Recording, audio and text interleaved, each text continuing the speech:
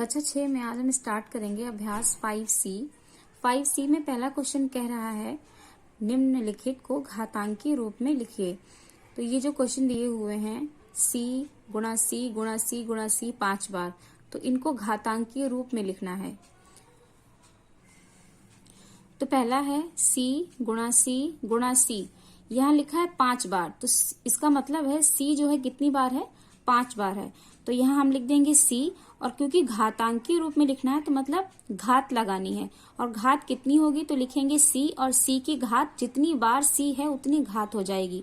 तो C कितनी बार है, 1 2 3, तो ये लिखा हुआ है और यहाँ कहा गया 5 बार, तो टोटल 5 बार है, तो यहाँ घात लग जाएगी 5, तो ये हो जाएगा C की घात 5, मतलब C को हम 5 बार गुणे में लिख सकते हैं। उसी तरीके से है सेकंड क्वेश्चन, कह रहा है 5 गुणा A गुणा A गुणा B गुणा B गुणा B। अब इनकी गुणा किस तरीके से करेंगे, घातांकीय रूप में लिखना है। तो देखिए घातांकीय रूप में लिखने का तरीका होता है संख्या की गुणा संख्या से करते हैं। अब जैसे यहाँ A दिया है, यहाँ केवल 5 है, तो 5 की गुणा केवल संख्या से करेंगे, संख्या कोई नहीं है तो यहाँ लिख देंगे 5, क्योंकि इन सब के गुणे में 1 माना जाएगा, तो 5 एकम 5, ये संख्या हो गई 5। अब करेंगे A की गुणा, तो A की गुणा सिर्फ A से हो पाएगी, B से नहीं हो पाएगी, क्योंकि जब हम गुणा करते हैं तो क्या होता है, जब आधार समान होता है तो उनकी घातें जुड़ जाती हैं। तो देखिए A की गुणा सिर्फ A से हो पाएगी, क्योंकि यहाँ घात 1 है और यहाँ घात 1 है। जब घात कोई ना दे रखी हो तो वहां घात 1 मानेंगे, और A और A की गुणा करेंगे तो ये हो जाएगा A की घात 2, क्योंकि गुणा में घातें जुड़ जाती हैं तो A की घात जुड़ जाएगी, 1 और 1 2 हो जाएगी। फिर है B की गुणा कैसे होगी, तो B की गुणा सिर्फ B से होगी, तो B कितनी बार है, 3 बार, तो यहाँ लिखेंगे B, और B की घात हो जाएगी 3। क्यों, B की घात 1 यहाँ है, 1 यहाँ है, 1 यहाँ है, तो कितनी बार है B, 3 बार है, और 3 बार है तो B यहाँ लिखेंगे और घात जोड़ेंगे 1 2 3, तो हो जाएगा B की घात 3, तो ये हो जाएगा सेकंड। थर्ड है 7 गुणा 7 गुणा 7, तो 7 है 3 बार। अब इसको किस तरीके से लिखेंगे, तो देखिए घातांकीय रूप में लिखना है तो लिखेंगे यहाँ पे 7। अब 7 की गुणा, 7 कितनी बार है, 3 बार है गुणे में। जब आधार गुणे में होता है, मतलब देखिए जब यहाँ पर गुणा लगा होता है तो क्या करते हैं, इनकी जो घातें होती हैं वो जोड़ देते हैं, लेकिन एक शर्त होती है उसके लिए कि आधार बराबर होना चाहिए। मतलब यहाँ 7 है तो यहाँ 7 है, यहाँ 7 है, तभी ऐसा हो पाएगा। अगर यहाँ 7 है और यहाँ 5 होता या कोई और संख्या होती, 4 होता, 3 होता, तो ऐसा नहीं हो पाता, तो सिर्फ डायरेक्ट गुणा की जाती। लेकिन क्योंकि घातांकीय रूप में लिखना है तो घातें जुड़ जाएंगी, 1 2 3, 7 की घात 3 हो जाएगी, ये हो जाएगा। अब है फोर्थ वाला, देखिए T गुणा बाई गुणा बाई। अब T की गुणा बाई से कर तो सकते हैं, T गुणा बाई लिख देंगे, लेकिन घातांकीय रूप जो घात लगा के लिखेंगे तो क्या होगा, T की गुणा सिर्फ T के साथ होगी, T की घात 1 यहाँ है, 1 यहाँ है, क्योंकि गुणा में घातें जुड़ जाती हैं। तो देखिए T लिखेंगे, और T कितनी बार है, 2 बार, तो यहाँ घात लिख देंगे 2। फिर बाई कितनी बार है, 2, तो बाई की घात 2। इसका मतलब है T को 2 बार लिख सकते हैं, बाई को 2 बार लिख सकते हैं। ये हो गया हमारा आंसर। अब करेंगे हम सेकंड क्वेश्चन। सेकंड में देखिए क्या कह रहा है, सेकंड में कह रहा है निम्नांकित को गुणा के रूप में लिखिए। जो पहला था ये गुणा में दिया हुआ था और इसको घात बनाकर लिखना था, घातांकीय रूप मतलब घात लगा करके ऊपर। अब यहाँ दूसरा कह रहा है गुणा के रूप में लिखिए। देखिए यहाँ घात दे रखी है लगी हुई, और इसको लिखना है इस तरीके से गुणा करके। अब यहाँ दे रखा है A की घात 2 B की घात 2, तो कैसे लिखेंगे, देखिए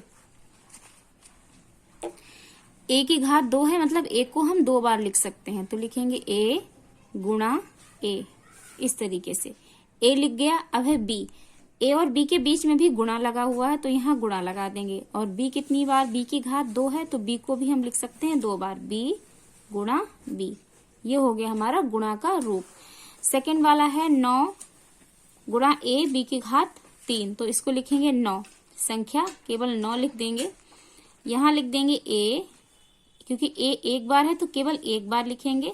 अब यहाँ लिख देंगे B 3 बार, B गुणा B गुणा B। ये हो गया इसका उत्तर। थर्ड वाला करेंगे ऐसे ही। थर्ड में देखिए 10 है, 10 लिख देंगे। यहाँ x की घात है 3, तो x को कितनी बार लिख सकते हैं, 3 बार, 10 गुणा x गुणा x। फिर बाई की घात है 3, तो बाई को भी लिख सकते हैं हम 3 बार। फिर है जेड की घात 3, तो जेड को हम लिख देंगे 3 बार। ये हो गया इसका उत्तर।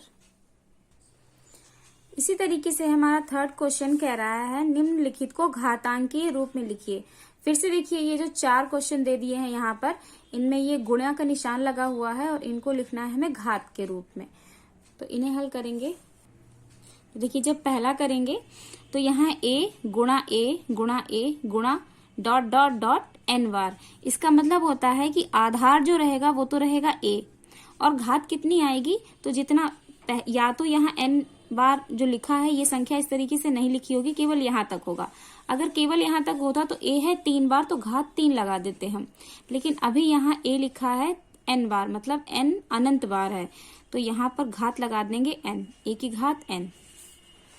फिर सेकंड कह रहा है बी गुणा बी गुणा बी गुणा बी, और बी भी कितनी बार है, एन बार, तो इसमें भी लिख देंगे बी की घात एन।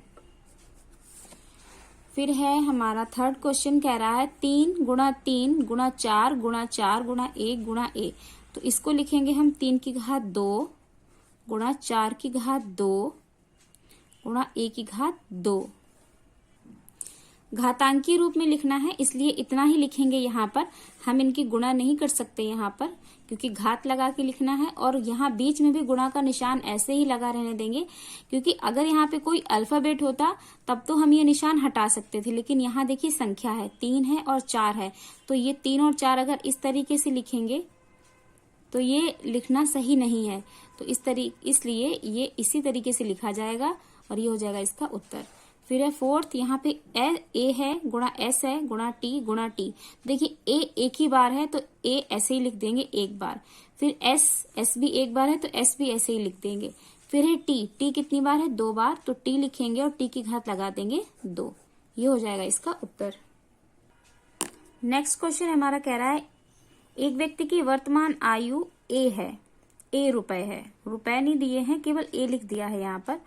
उसकी आय प्रतिवर्ष 20 गुनी हो जाती है, 3 वर्ष बाद उसकी आय कितनी होगी। देखिए ये दिया है, प्रश्न कह रहा है वर्तमान आय है इतनी, प्रतिवर्ष इतनी गुनी हो जाती है और 3 वर्ष बाद कितनी हो जाएगी। तो इसको कैसे हल करेंगे। देखिए वर्तमान आय तो हो गई ए हमारी, उसके बाद प्रतिवर्ष 20 गुनी होती है, लेकिन 3 वर्ष बाद तो प्रतिवर्ष कितनी होती है 20 गुनी, तो 3 वर्ष की अगर हम निकालेंगे तो 1 वर्ष की देखिए 20 हो जाएगी, फिर दूसरे वर्ष की भी 20 गुनी होगी तो ये 20 हो जाएगी, तीसरे वर्ष की भी 20 गुनी होती है, 3 वर्ष में कितनी बढ़ेगी b गुणा b गुणा b। तो यहाँ जो उत्तर आएगा वो आ जाएगा b गुणा b गुणा b। इतनी आय है और प्रतिवर्ष इतनी बढ़ रही है, 1 वर्ष में इतनी बढ़ी, फिर दूसरे वर्ष, फिर तीसरे वर्ष, तो ये हो जाएगी। अब इसको गुणा करके लिख देंगे तो a b की घात 1 2 3, ये हो जाएगा उसका उत्तर।